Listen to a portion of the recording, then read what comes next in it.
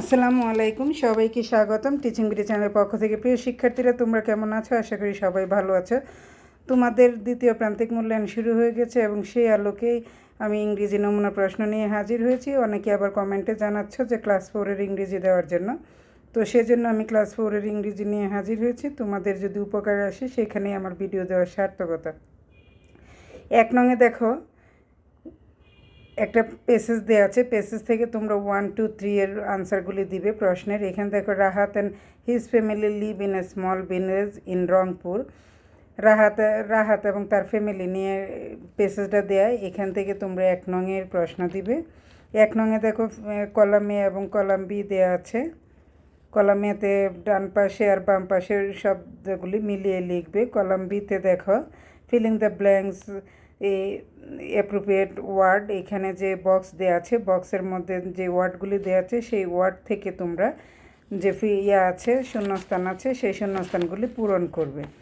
এখানে দেখো, Rahat lives in a dash village. এতে বিতে দেখো, his dash sister in Rita. সিতে Rahat's father works in a dash shop. His mother is a government ডট holder. They love to play with their dash. 3 নংয়ে দেখো, প্রশ্ন দেওয়া আছে, 5টা প্রশ্ন। 5টা প্রশ্নের আনসারগুলি দিবে। 5টা প্রশ্নে তোমরা পেয়ে যাবে 10 number. What does Rahat's father do? Who is Rahat? How old is Amir Ahmed? Who are the grandchildren of Amir Ahmed? Where does Rahat family live? তো এখানে দেখো, 4 নংয়ে ওয়ার্ড দেওয়া আছে 5টা ওয়ার্ডের শব্দ অর্থ লিখবে। 5 নংয়ে দেখো, রিয়ারেন্স দেওয়া আছে 5টাতে। 5 নাম্বার রিয়ারেন্সগুলি তোমরা লিখবে। এলোমেলো করে শব্দ দেওয়া, সেগুলো সাজিয়ে লিখবে। 6 নংয়ে দেখো, complete the following sentence, correct right forms of verb. 5 number. Right forms of ভার্বে তোমরা 5 নাম্বার পাবে। এখানে 5টা রাইট ফর্মস অফ ভার্ব দেওয়া আছে।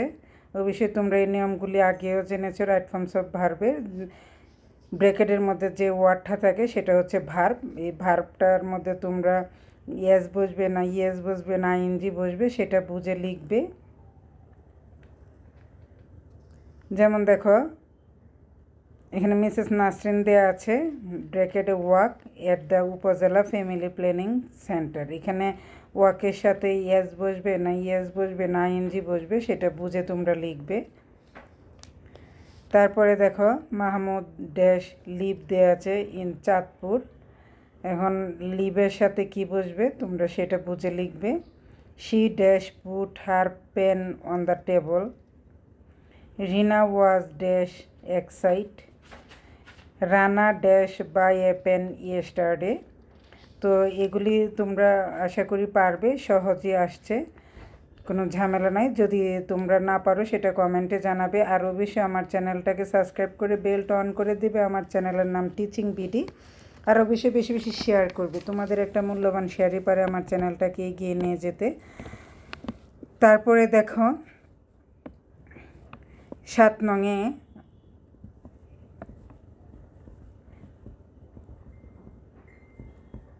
rewrite the following text using capital and letters and punctuation marks. এখানে রিনা wanted to make a garden. She discussed with her father about gardening and they discussed how to use the land in front of their house.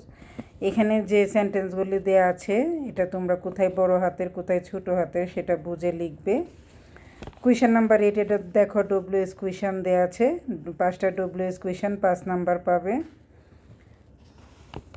Question number 9-এ দেওয়া আছে, letter দেওয়া আছে, your friend write a letter to your friend Mamun and Mim about describing your garden. Question number 10-এ দেখো, এখানে একটা composition দেওয়া আছে, 10 নাম্বার পাবে কুয়েশন নাম্বার 10-এ। Question number 11, suppose Kanis Fatima is a student of class 4. She is a student of Model Government Primary School. Her rule is 3. Her date birth সব দেওয়া আছে। তোমরা শুধু এই 11 নংয়ের কলামটা তোমরা পূরণ করবে। সব কিছু কিন্তু দেওয়া আছে, স্কুল নেমস দেওয়া দেয়া আছে, নাম দেয়া আছে, ক্লাস দেয়া আছে, রুল দেয়া আছে, ডেট অফ বার্থ দেয়া আছে, সব কিছু দেয়া আছে। তোমরা শুধু এখানে লিখবে, এছাড়া তোমাদের আর কোনো কাজ নেই। তো এই ছিল আজকে আমার 4th শ্রেণীর ইংরেজি প্রশ্নের নমুনা প্রশ্ন। তো আশা করি তোমাদের উপকারে আসবে। আর এখান থেকে তোমাদের 100% কমন পড়বে সেটা না, এখান থেকে তোমাদের 80% 90% কমন পড়তে পারে, অনেকের 100%ও পড়তে পারে। তো আশা করি তোমাদের যদি সহযোগিতা করতে পারি সেটাই আমার ভিডিও দেওয়ার সার্থকতা। ভালো থাকবে সবাই। আল্লাহ হাফেজ।